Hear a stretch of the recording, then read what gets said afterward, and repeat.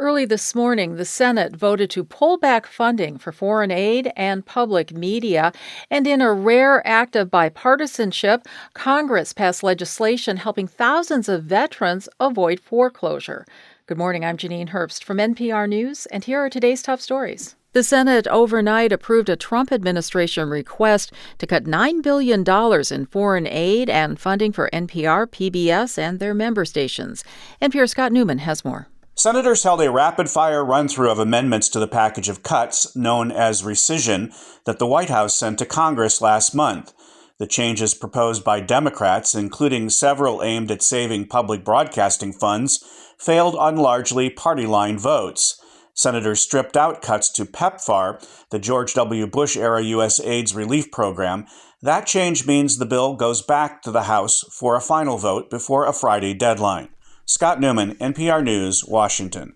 The Trump administration says a popular grant program that helps fight fentanyl overdose deaths will be fully funded, but that the money allocated by Congress will now be paid out incrementally. And that could mean disruptions for addiction services around the country.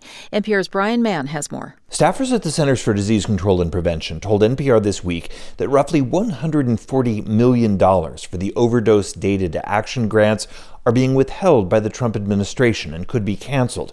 They spoke on condition of anonymity because they fear retribution. In a statement to NPR, White House spokesman Kush Desai said the grants will eventually be funded, but he added that the federal money will now be, quote, dispersed in increments. He wouldn't give a timeline for when payments will happen. Sources at CDC say it's unclear how state and local public health agencies will operate without full overdose prevention grants. IOUs don't work in the public health world, said one CDC staffer. Brian Mann, NPR News, Washington. In a rare act of bipartisanship, Congress has passed new legislation to help rescue thousands of veterans from foreclosure after a series of stumbles from the VA left thousands on the verge of losing their homes. NPR's Chris Arnold has more. The bill, which is expected to be signed by President Trump, directs the VA to stand up a safety net for vets who've fallen behind on their mortgages. Vets who qualify will be able to move their missed payments to the back of their loan term so they can get current and start paying their loans again.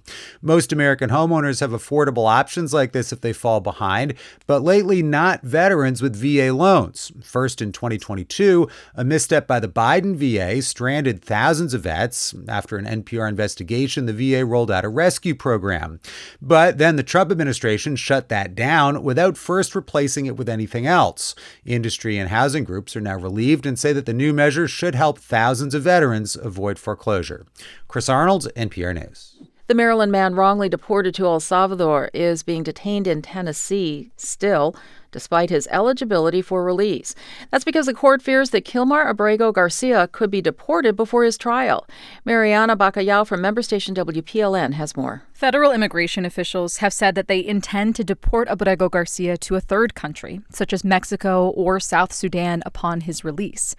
During the hearing, prosecutors argued that Abrego Garcia should be kept in federal custody because they cannot control whether immigration officials deport him before he's able to stand trial for human smuggling charges. At the same time, witnesses in the case have been given deferred action on their own deportations for cooperating with the government's case. The judge says he intends to rule next week on what's next for Abrego Garcia. For NPR News, I'm Mariana Bacallao in Nashville. A strike on a church in northern Gaza today killed at least 2 people, according to an NPR reporter who visited the scene.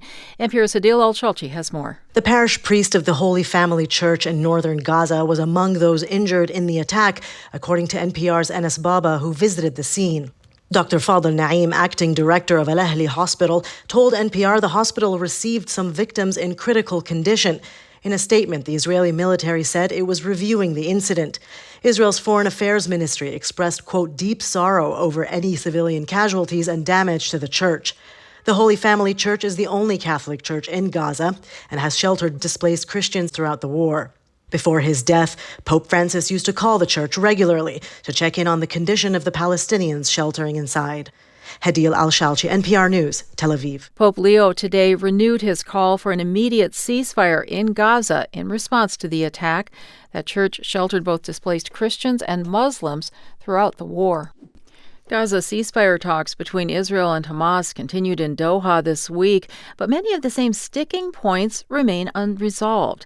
Israel's Prime Minister Benjamin Netanyahu left Washington last week after meeting with President Trump without finalizing a truce, which Trump has been pushing for.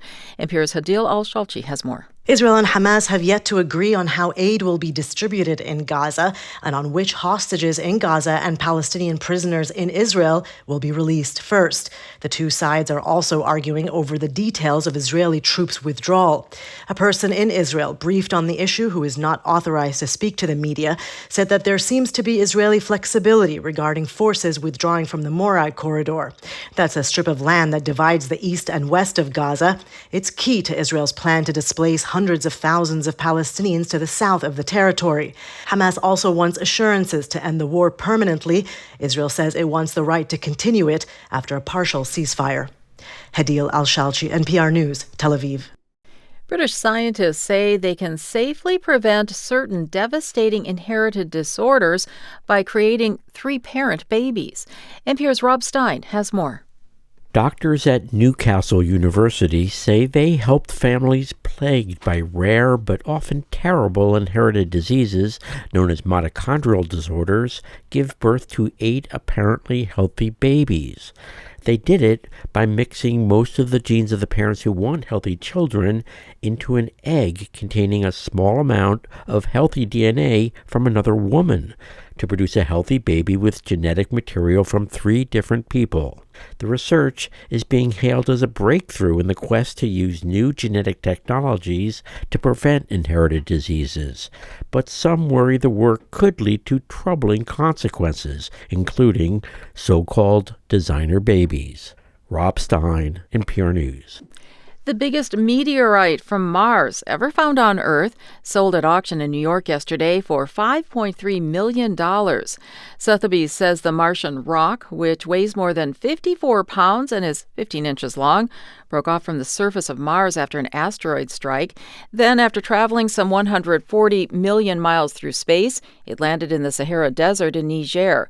The auction house says the find is very rare because it represents about 6.5% of all Martian material here on Earth. Before it was auctioned off, the rock was publicly displayed in Rome and then displayed in a private gallery in Tuscany. I'm Janine Herbst, NPR News in Washington.